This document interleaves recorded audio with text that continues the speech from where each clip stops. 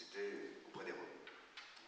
Commencer par justement la justice qui était à Ivry-sur-Seine, Val-de-Marne, sur des familles roms qui étaient à l'époque demandeurs d'asile, parce qu'on était encore avant la chute de Ceausescu. La profonde injustice qu'il y a vis-à-vis de ces populations, c'est cette capacité à refuser leur histoire et en même temps cette capacité à les assigner à un ensemble uniforme. Oublier leur histoire, c'est quand même, avec les Juifs, la population qui a été historiquement et dans le monde la plus discriminée, la plus violentée, la plus agressée. Pour revenir rien que sur la France, le premier texte que nous avions trouvé était un édit de Pontoise, c'est pas très loin. C'était en 1400 des poussières, j'ai plus la date, et qui était déjà un avis d'expulsion des autorités de Pontoise. Déjà. Depuis des siècles, ces populations sont considérées, parce que nomades à l'époque, alors que ceux d'aujourd'hui sont sédentaires, et parce que nomades à l'époque, étaient donc forcément douteux, puisqu'ils étaient obligatoirement pas d'ici, puisqu'ils venaient d'ailleurs. Typiquement les Roms, on la fera condamner, on la fera retirer.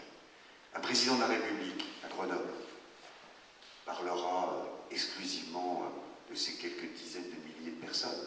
On parle de 10 à 15 000 personnes, Roms, Roumains et Bulgares pour l'essentiel, présents sur le territoire depuis la chute de Ceausescu. Toujours le même nom, par rapport à l'invasion qu'on pensait, etc. Donc c'est étonnant comment ces populations sont porteuses d'une image de rejet et de soupçon.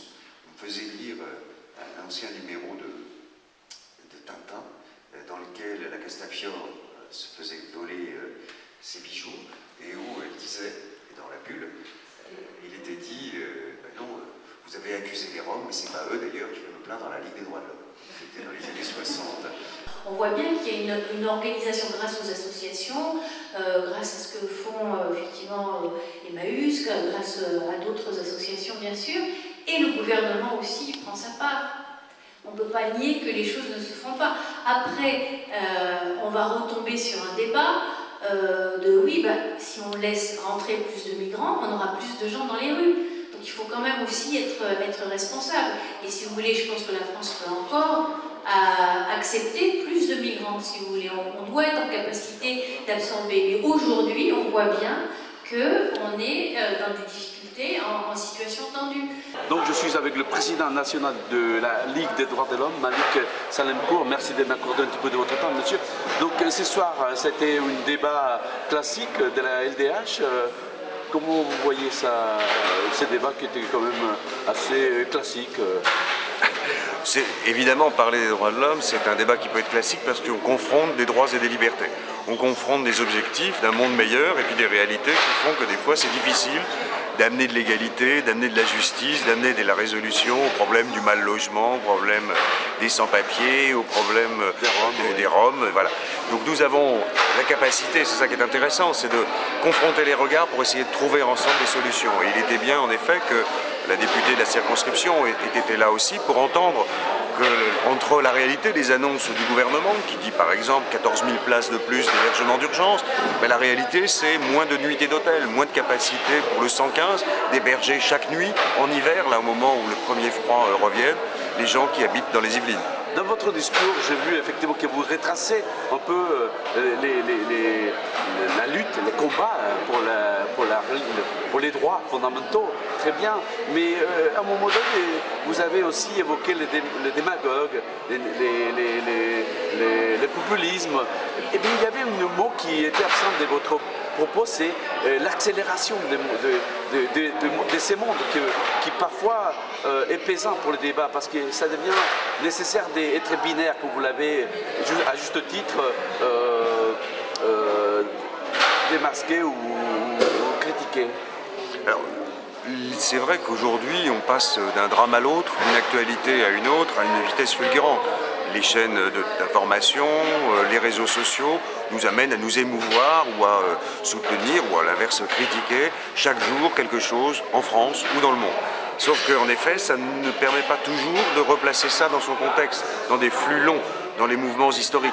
Lorsque l'on ne voit pas, en effet, comment la terre s'appauvrit, comment les conflits qui émergent aujourd'hui sont liés à l'exploitation ou la surexploitation des richesses naturelles, comment la guerre pour l'eau peut entraîner des conflits entre groupes, entre nationalités et entre pays qui, derrière, vont fomenter des mouvements terroristes, des mouvements nationalistes du repli, qui va, derrière, provoquer des mouvements migratoires, des difficultés, des pressions, et que l'on va retrouver aux frontières de l'Europe notamment pour demander l'asile.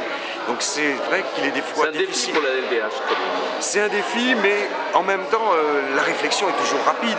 Il nous faut en effet être capable, et nous le faisons, de nous émouvoir en joie ou dans la peine rapidement. Penser qu'il faut aussi peut-être réfléchir, passer de l'émotion à la réflexion est un moyen de traiter durablement la question. Et ce n'est pas parce qu'on n'en parle plus à la télé que le problème n'est plus là. Le mal-logement, par exemple, est un problème qui reste particulièrement fort et qui même s'augmente en France. Et ce n'est pas lié à l'immigration, c'est lié à une politique qui fait qu'on ne construit pas assez de logements d'un côté et que l'on ne permet pas à des gens de rester dans le logement de l'autre. Et ça nécessite une réflexion collective sur qui construit le logement, comment il est financé, comment le pouvoir d'achat est réparti entre l'obligation de payer son loyer et puis d'autres charges. On a parlé par exemple de la taxe sur l'essence. Pendant les débats avec le public, il y avait des mots qui est venu souvent, c'est l'islam, l'islamisation. Bon, c'est presque un marronnier de ces débats qui nous fatiguent quelque part. Que pensez-vous? La difficulté, c'est en effet que certains nous agitent des boucs émissaires. Le migrant, l'islam, le terrorisme. Évidemment qu'il y a des drames, il y a des violences. Pardon? L'altérité. L'altérité, oui, parce que c'est l'autre, parce que c'est celui qu'il est plus facile de mettre en pâture pour éviter de regarder les problèmes de fond. Aujourd'hui, ce ne sont pas les étrangers qui cassent les services publics, qui cassent les acquis sociaux. C'est au contraire un système économique qui fait que l'on donne moins d'argent aux salariés, qu'on donne moins d'argent à l'État par l'impôt, parce que les impôts sont aujourd'hui assis sur le pays, alors que les multinationales aujourd'hui se déplacent, le capital se déplace. Et c'est cette réflexion-là. Comment on réassoit un projet commun, comment on construit une collectivité, c'est ce qu'on appelle faire de la politique. Ça veut dire en effet sortir de l'écume pour regarder plus le fond de la vague. Une dernière question. Le public est quand même un peu vieillissant comme d'habitude. C'est toujours une vieille idée, le militantisme des années de PSU et compagnie. Bon, ça là, je suis provocateur, mais comment fait-on pour renouveler cette hargne de devenir citoyen? Je crois que la jeunesse est particulièrement impliquée quand vous voyez des jeunes capables... On ne le voit pas ici. Mais ils ne le sont pas forcément par des réunions publiques, mais on va le voir dans les mouvements étudiants, dans les mouvements lycéens, on va les voir dans des associations culturelles.